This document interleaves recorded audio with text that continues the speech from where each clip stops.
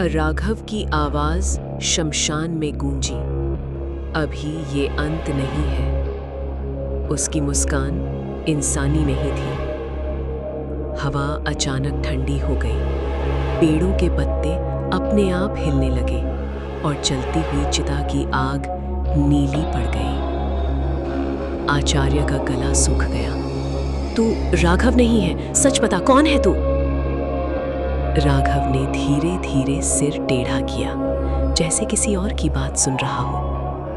फिर उसने अपनी उंगलियां मोड़ी और जमीन पर बनी राख अपने आप उठने लगी। मैं वो हूं जिसे तुमने यहीं इसी शमशान में जिंदा दफन किया था।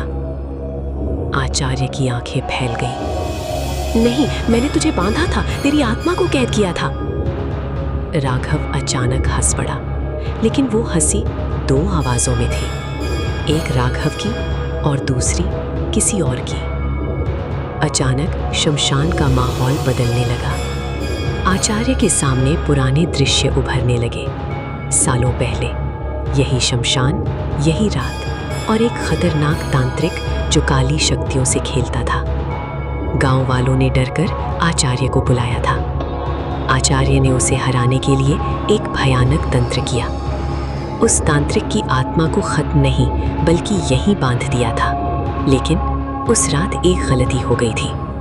आचार्य ने उसकी आत्मा को बांध तो दिया, पर उसे पूरी तरह नष्ट नहीं कर पाए, और वो सालों से किसी कमजोर इंसान का इंतजार कर रही थी।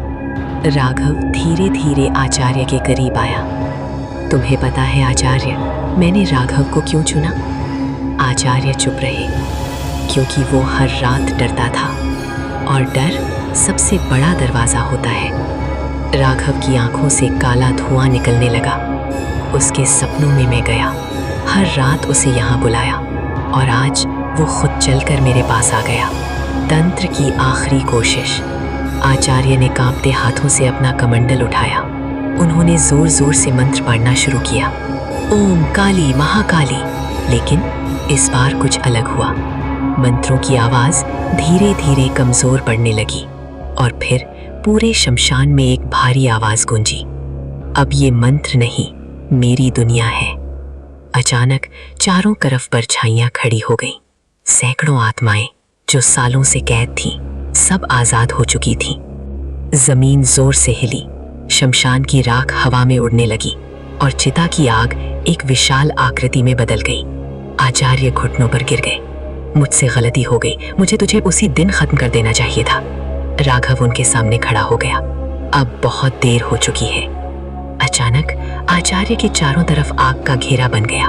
उन्होंने भागने की कोशिश की, लेकिन उनके पैर जमीन में धंस गए, और अगले ही पल एक जोरदार चीख के साथ आचार्य आग में समा गए। सुबह जब गांव वाले शमशान पहुंचे तो वहां का दृश्य देखकर सब सन्न रह गए।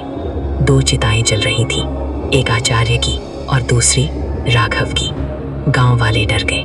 तो फिर कल रात जो था वो कौन था? हवा धीरे धीरे चलने लगी।